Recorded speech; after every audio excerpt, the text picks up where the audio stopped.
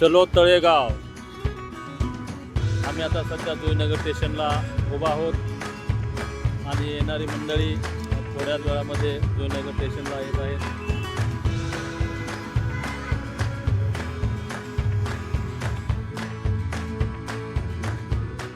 या ठिकाणी आमचे बघा फॅमिली वगैरे गाडीमध्ये बसलेले आहे.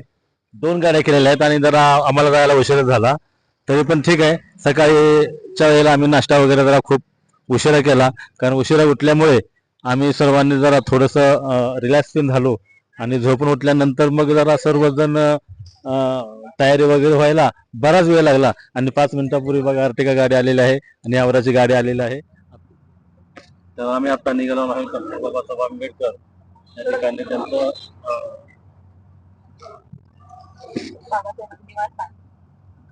तळेगाव दाभाडे येथे आम्ही या ठिकाणी कांबळे परिवार, चौने परिवार आणि काटे परिवार निघालेलो आहेत आणि हा दाभाडे परिसर म्हणजे खूपच डॉक्टर बाबासाहेब आंबेडकरांच्या काळातील गाजलेला होता आणि सर्व इथल्या परिवाराने म्हणजे कांबळे परिवाराने आणि इथल्या ग्रामस्थांनी बाबासाहेबांना जमीन घेण्यासंदर्भात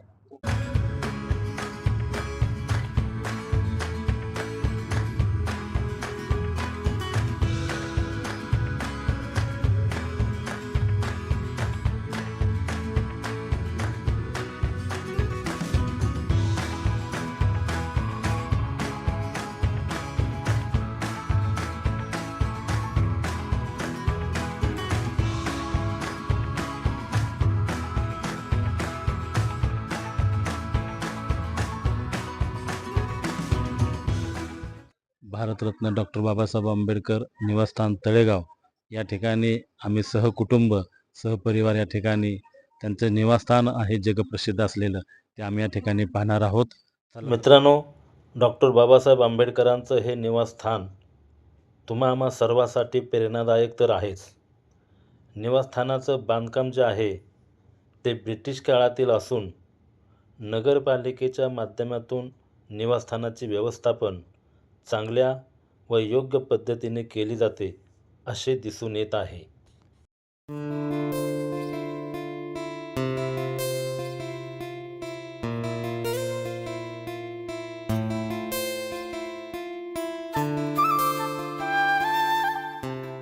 विश्वरत्न भीमराव रामदेव आंबेडकर वास्तव्य सन 1948 ते 1956 संविधान भूमी या ठिकाणी आपण बघू शकता.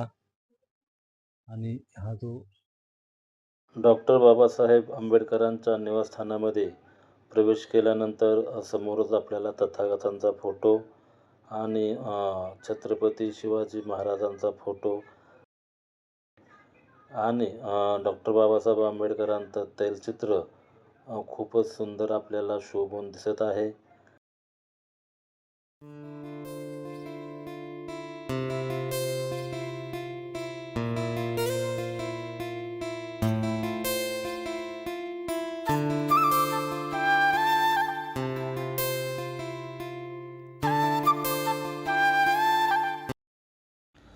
तुम्ही पाहू शकता डॉक्टर बाबासाहेब आंबेडकरांच्या काळातील सागवानी कपाट आणि टेबल निवासस्थानामध्ये जपून ठेवण्यात आले आहे.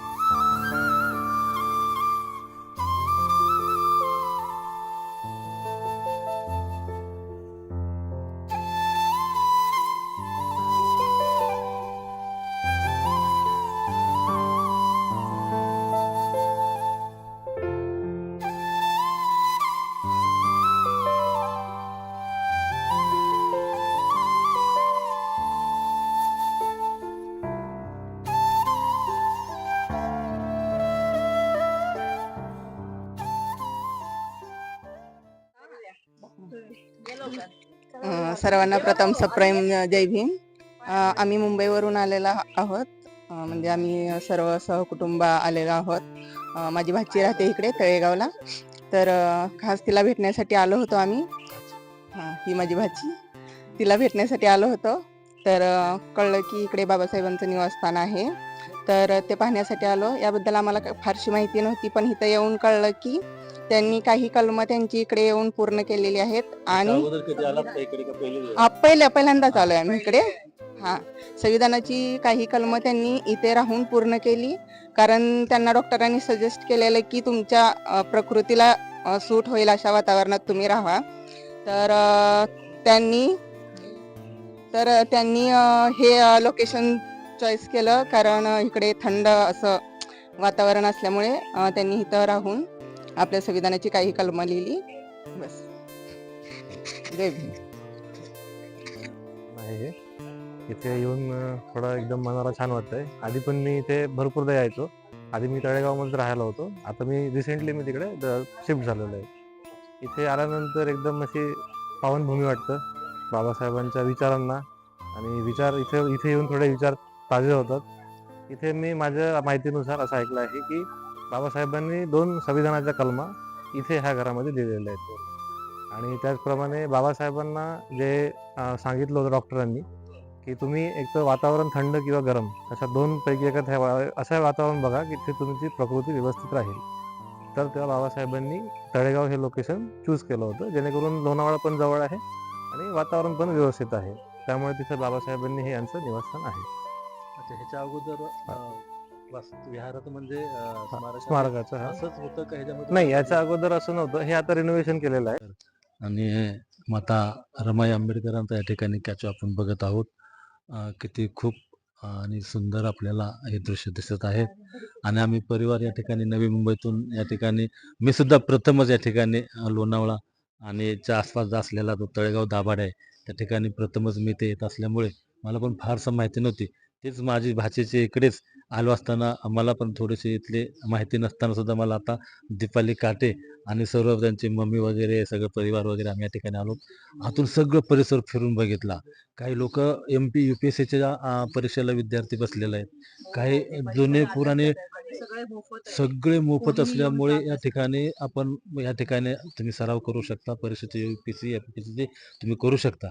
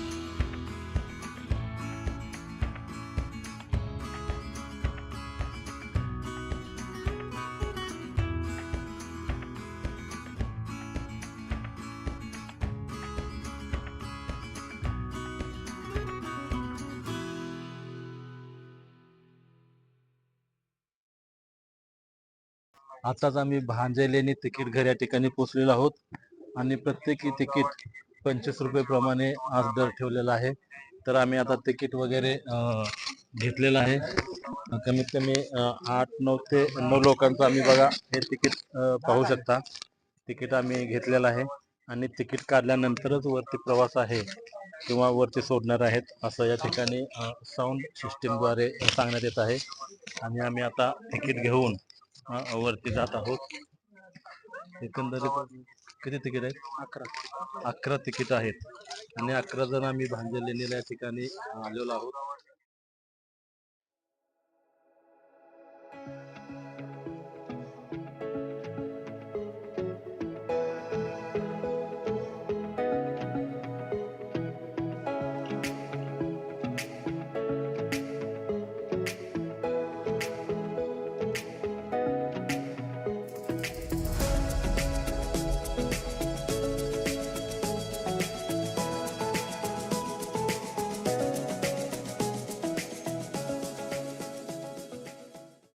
आणि गेटवर आपण आलेलो आहोत आणि माझ्या उजव्या बाजूला भारतीय पुरातन सर्वेक्षण सूचना नोटीस आहे. तर आपण आता गेटच्या आतमध्ये एंट्री करूया आणि आतला परिसर बघूया. या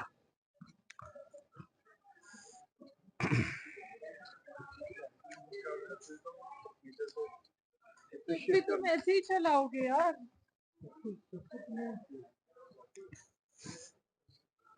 लेणी कमीत कमी या ठिकाणी गुंफा आहे आणि स्तूप अशा आकारामध्ये सुद्धा या ठिकाणी आहेत. काही लेण्यांची आणि अवशेषांची पडझड झालेली आहे आणि आपण या ठिकाणी बघू शकता काय काय जे स्तूपाला वंदन नमन करण्यासाठी या ठिकाणी आलेले आहेत. खूप वर्षापासून हा स्तूप भला मोठा स्तूप आणि वरती यू आकाराची कमान सुद्धा आपण बघू शकतो.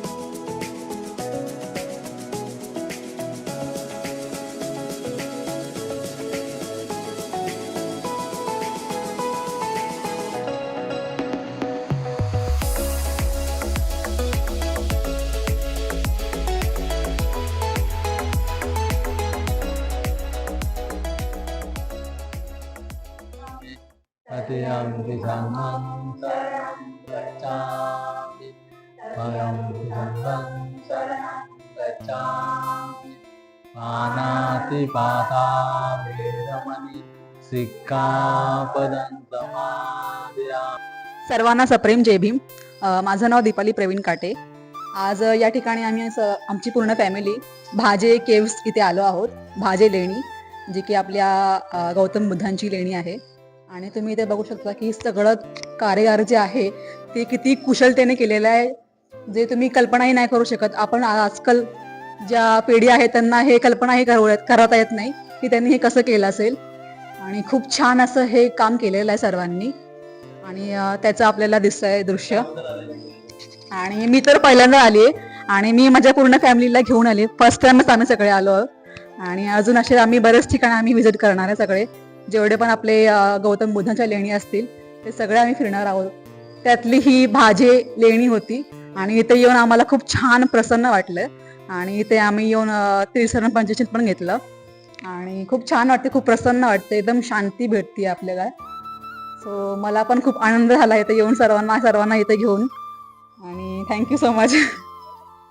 आणि तुम्ही बघू शकता की इथे सूर्याचा प्रकाश पडतोय अगदी त्याच्यावरतीच. म्हणजे आपल्या पूर्वीच्या लोकांनी जे काही कारिगर केलंय त्यांच्या डोक्यात ही जी कल्पना आली आहे ना ते म्हणजे त्याचं आपण शब्दामध्ये सांगू शकत नाही. म्हणजे तिकडे सूर्य मावळतोय, त्याची किरणं इथून तुम्हाला स्पष्टपणे दिसत आहेत आणि हे सर्व त्यांनी डोक्यात ठेवून सगळं हे काम केलेलं आहे. आणि हे खरंच खूप छान आहे. त्यामुळे आणि इथे येऊन खूप छान वाटते.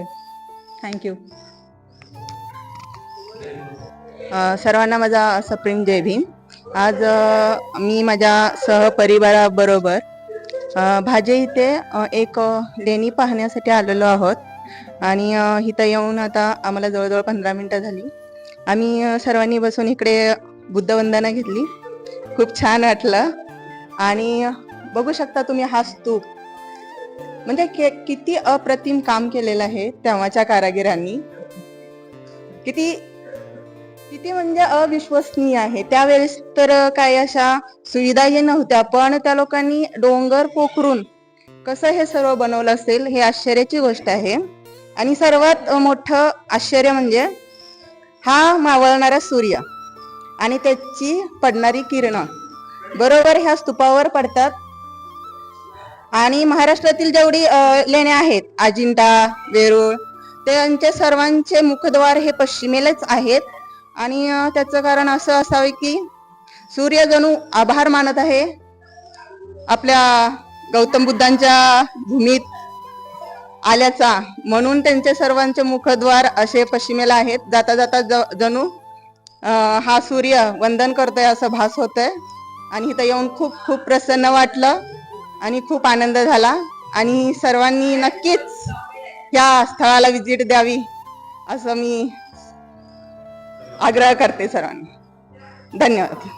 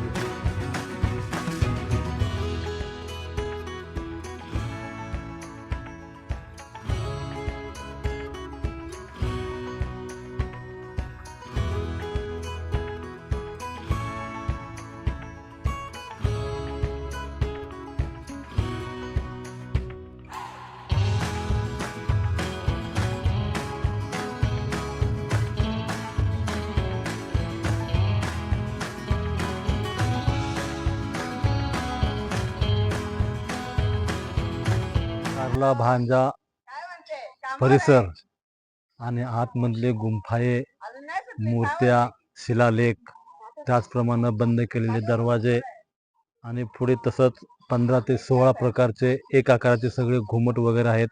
ते घुमट वगैरे वरून तोडफोड किंवा मोडतोड करण्यात आलेलं आहे. आणि काही काही ठिकाणी भंते निवासची सुद्धा सोय केलेली आहे. पाण्याची सोय आहे, बाजूने तटबंदी वगैरे आहे. अशा सर्व चोहोबाजूनी म्हणजे शिलालेख सुद्धा आतमध्ये कोरलेले दिसतात आपल्याला. आणि भाविक म्हणण्यापेक्षा जे बुद्धाच्या तत्वाला किंवा विचाराला मानणारे जे लोक आहेत, तर या ठिकाणी बुद्धाच्या सम्राट अशोकाने कोरलेल्या लेण्याचा आणि त्या ठिकाणी स्तूप आहेत. आणि ह्या बाजूला पण स्तूप आहेत, भली मोठी स्तूप आहे. त्या ठिकाणी काही जण आंबेडकरांनी तथागत बुद्धाच्या विचाराला मानणारे जे लोक आहेत किंवा उपासक आहेत त्या ठिकाणी ज्ञान साधना करण्याचा प्रयत्न करतात आणि त्या ठिकाणी पंचशील आणि त्रिशरण घेण्याचाही त्या ठिकाणी ते प्रयत्न करतात. आणि हा परिसर जर आपण बघितला तर खूप शांतमय आणि निसर्गरम्य आहे.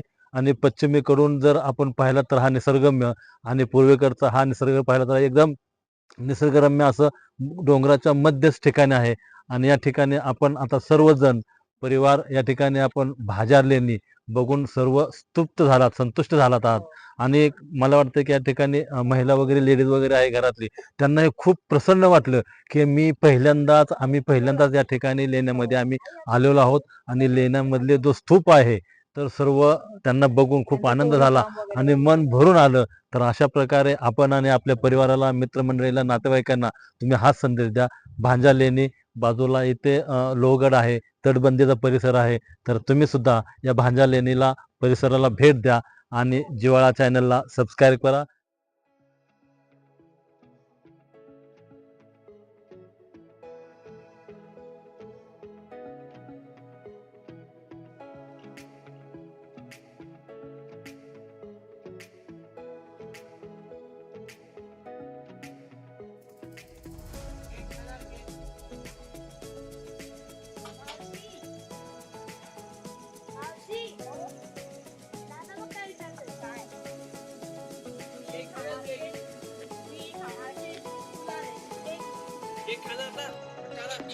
केक पाहिजे का?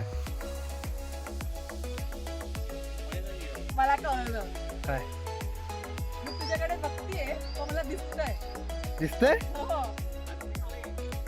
लावा चॉकलेट लावा पाहिजे का? चॉकलेट लावा